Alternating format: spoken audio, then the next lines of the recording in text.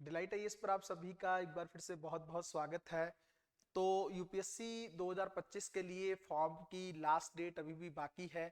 आप में से बहुत सारे लोगों ने फॉर्म भर दिया होगा और कई ऐसे भी होंगे जिन्होंने फॉर्म जो है अभी नहीं भरा होगा या वो उसी प्रोसेस में होंगे। कुछ ऐसे भी हैं जो लगातार मैसेज कर रहे हैं या कॉल कर रहे हैं कि सर जो है हमसे फॉर्म फिलिंग में कुछ गलतियां हो गई हैं, ऑप्शनल कुछ और भर दिया है, नाम में कुछ दिक्कत हो गई है या ओबीसी सर्टिफिकेट को लेकर कुछ इश्यूज हो गए हैं, तो अब हम क्या करें। है ना, बहुत सारे बच्चे इस चीज को लेकर परेशान हैं।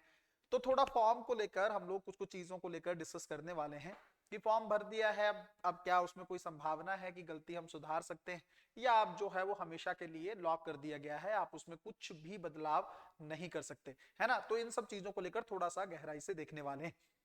यूपीएससी के लिए अगर आप लोग तैयारी कर रहे हैं तो डिलाइट आईएएस पर 2025 के लिए प्रीलिम्स को लेकर एक बहुत ही बेहतरीन क्रैश कोर्स लॉन्च हो चुका है ना। अगर आप लोग चाहते हैं कि इस बार हर हाल में आपका चीजें क्वालिफाई हो जाएं तो उसको आप लोग बहुत निश्चिंत होकर ज्वाइन कर सकते हैं। डेमो वीडियोस आपको प्लेलिस्ट में मिल जाएंगी, एक बार मेरे कहने पे उन वीडियोस को देख लीजिए। अगर आपको लगे कि सिस्टमेटिक है, टू द पॉइंट है, तो ऑलवेज वेलकम है, चीजें आप लोग कर सकते हैं।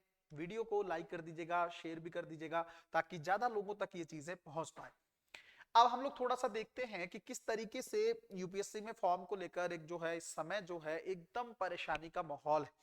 देखिए एक चीज बताऊं मैं आपको, आज एक बच्चा भी मुझसे मिलने आया तो उसने बोला कि सर मैंने आज ही फॉर्म भरा है और मुझे दिल्ली सेंटर मिल गया है ना।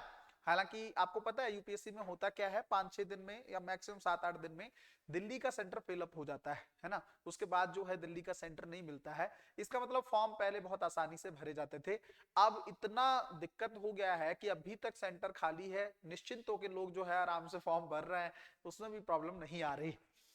तो यूपीएससी ने इस बार फॉर्म को लेकर क्या कुछ चीजें ऐसी की हैं जो दिक्कत वाली है ना।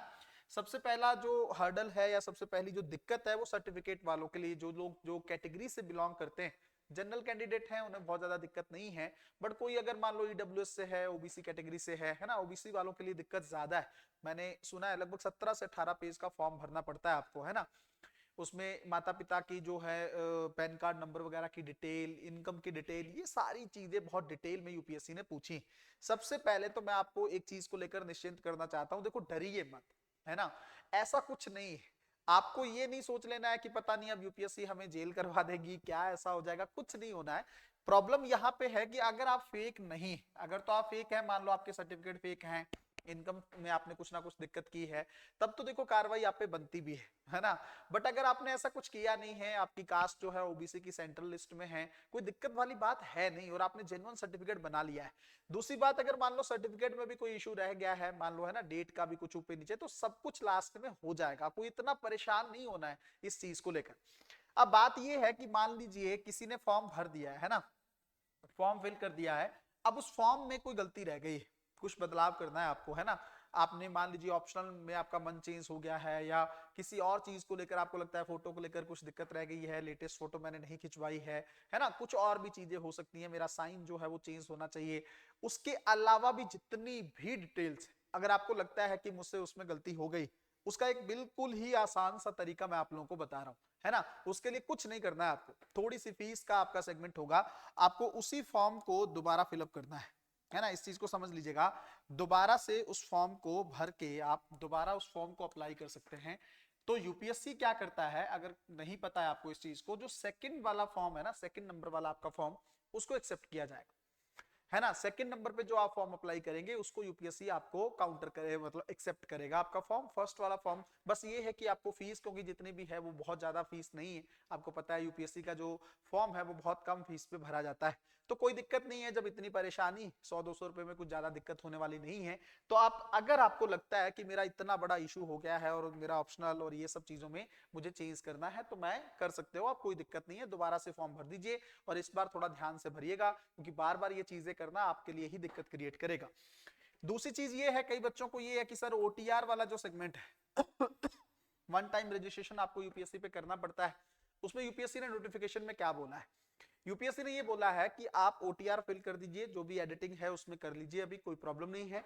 और उसके बाद भी 11 तारीख के बाद लगभग 7 दिन और 18 तारीख तक आपको फिर से उसमें एडिटिंग करने का मौका दिया जाएगा। आप उसके अंदर जो भी आपकी चीजें हैं, जैसे आपका नाम है, है ना। आपका जेंडर वाली जो चीजें हैं वो आप चेक कर सकते हैं, उसको बदलना है। 10th की मार्कशीट तक का रोल नंबर तक भी, क्योंकि यूपीएससी ने दोबारा से एक जो है फिर से पीडीएफ जारी की है जिसके अंदर उसने बताया है कि क्या क्या चीजें आप बदल सकते हो। हालांकि एक दो बच्चों के कॉल आए थे कि सर ईमेल और नंबर को लेकर क्या है, वो आप शायद चेंज नहीं कर सकते हो, है ना। एक बार जो आपने ईमेल और नंबर दे दिया वो हमेशा के लिए यूपीएससी के पास रहेगा, उसको आप नहीं बदल सकते। और मुझे ये नहीं समझ में आया कि यूपीएससी ने ये चीज क्यों की है ना। क्योंकि यूपीएससी को ये लगता है कि पुराना रिकॉर्ड बना रहना चाहिए। ईमेल और नंबर तो आपको पता है कि कई बार बच्चे जो हैं ऐसे ही ईमेल बना लेते हैं या नंबर भी चेंज होता रहता है कई बार, है ना, कोई एक सिम बंद हो जाती है। बट अब यूपीएससी का है रूल, तो हम लोग क्या कर सकते हैं, यूपीएससी ने कहा है कि ईमेल और नंबर में आप ज्यादा बदलाव नहीं कर सकते हो, वो जो एक बार आप लोगों ने ले लिया है उसी को आपको रखना होगा। अदर जो डिटेल्स हैं ओटीआर में वो आप लोग 11 तारीख के बाद से लेकर भी 18 तक भी उसमें चेंज कर सकते हैं, है ना, उसमें कोई प्रॉब्लम नहीं है। लेकिन एक चीज आपको याद रखनी है कि अगर ओटीआर में आपने एक बार चेंज कर दिया, मान लो एक बार एडिटिंग कर दिया अपने ओटीआर में, तो वो हमेशा के लिए, वो फिर उसके अंदर वो वाले परफॉर्मेंस जो हैं या जो वो वाले कॉलम्स जो हैं वो आप चेंज नहीं कर सकते। बाकी जो एडिटिंग वाला सेगमेंट हर साल यूपीएससी कुछ अपडेट करता है या फॉर्म को लेकर कुछ और दस्तावेज आपको लगाने के लिए कहता है, उन सब चीजों में आप चेंज कर सकते हो। अदरवाइज जो आपकी नॉर्मल इन्फॉर्मेशन है, जो पर्सनल इन्फॉर्मेशन है, उसमें बदलाव आप एक बार से ज्यादा बार नहीं कर सकते। तो ध्यान रखिएगा कि एडिटिंग अगर जरूरत है तभी ओटीआर में आप उसका फायदा उठाएं। अगर लगता है कि नहीं कि कोई दिक्कत नहीं है तो फिर उसको छोड़ देना चाहिए, ताकि आगे लॉन्ग टर्म में भी आपको कभी कोई कुछ एडिटिंग करना हो तो आप लोग कर सकें, है ना। दूसरी चीज एक और है जो मैंने पर्सनली भी मतलब मैंने देखा है कुछ बच्चों को, वो ये है कि जैसे बहुत सारे लोग ना इस बार फॉर्म अप्लाई नहीं कर पा रहे हैं, है ना। इस चीज को थोड़ा सा देखिएगा एक बार। हालांकि मैंने शुरू शुरू में जिस दिन पेपर आया था उस दिन भी मैंने एक चीज बोली थी आपको कि इसको लेकर घबराना नहीं है, बट आप लोग बच्चे वही है ना कि डर नहीं समझ पा रहे इस चीज को, तो ध्यान से देखिएगा। इस बार ना दो तीन चीजें होने वाली है। कौन सी चीजें, मैंने बहुत सारे लोग देखे हैं जो कह रहे हैं कि सर अभी सर्टिफिकेट नहीं है ना, सर्टिफिकेट नहीं है तो वो शायद इस बार अप्लाई ना करें।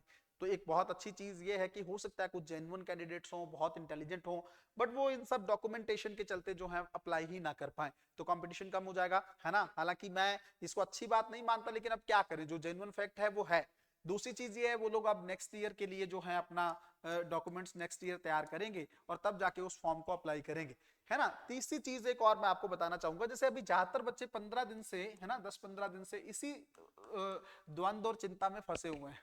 हालांकि यूपीएससी एस्पिरेंट होने के नाते इतना बड़ा इशू नहीं बनाना चाहिए आपको इसको, लेकिन कई बार होता है कि ठीक है चीजें आपको एक मन में डर रहता है कि कहीं हमने किसी डॉक्यूमेंट में प्रॉब्लम तो नहीं कर दी है, कोई इशू तो नहीं कर दिया है, उसके चलते आप पिछले 15-20 दिन से आपकी पढ़ाई जो है वो थोड़ी सी डिस्टर्बिंग चल रही है और आने वाले 10 दिन भी शायद यही माहौल बना रहेगा। इसके चलते भी ये हो सकता है कि जो जिन बच्चों ने 1 या 2 दिन में फॉर्म भर दिया होगा या जिनको ज्यादा दिक्कत नहीं रही होगी वो लोग फोकस कर पा रहे होंगे तैयारी पे, और जिनका कोई ना कोई मिस्टेक हो गई या कुछ गलती हो गई वो ज्यादा तरीके से फोकस नहीं कर पाएंगे। एक बात मैं आपको यहाँ पे और ऐड कर देता हूँ, अगर आपसे कोई गलती हो भी गई है मान लो, है ना, उसका प्रभाव आप एग्जामिनेशन में भी कई बार लेके जाएंगे। आपको लगेगा कि यार क्या ही फायदा, मेरा तो फॉर्म में ही गलती हो गई, ऐसा कुछ मत सोचिए। अभी आपने जो अप्लाई कर दिया, अगर लग रहा है दोबारा से कर दीजिए, कोई प्रॉब्लम नहीं है। और दूसरा, अगर मान लो कोई सेकंड टाइम भरने में या कुछ ओटीआर में कोई प्रॉब्लम है तो उसको लेकर अपना एग्जामिनेशन पे दिक्कत नहीं आने देनी। क्यों? क्योंकि यूपीएससी बड़ी कोऑपरेटिव बॉडी है, बहुत सपोर्ट करने वाली बॉडी है, आपका रिजल्ट इन सब चीजों के चलते नहीं रुकेगा, है ना। तो ये थोड़ा सा आपको मुझे कुछ कुछ बातें बतानी थी, मेरे हिसाब से इससे आपको हेल्प मिलेगी। लाइक शेयर आप लोग करते रहिएगा, और अगर चाहते हैं बेहतर तरीके से अपनी फाउंडेशन को बिल्ड करना या प्रीलिम्स को हर हाल में टारगेट करना, तो डिलाइट आईएएस के प्रीलिम्स क्रैश कोर्स को एक बार जरूर देखें और उसमें आप अपने आप को इनरोल भी कर सकते हैं। लगभग 90 दिन का प्रीलिम्स का क्रैश कोर्स है, हर सब्जेक्ट 15 से 20 दिन में बहुत अच्छे तरीके से हम ही आपको करवा रहे हैं। मिलते हैं अगली वीडियो में, तब तक अपना ध्यान रखें, अपनी पढ़ाई को बहुत अच्छे तरीके से करते रहें। बहुत बहुत धन्यवाद।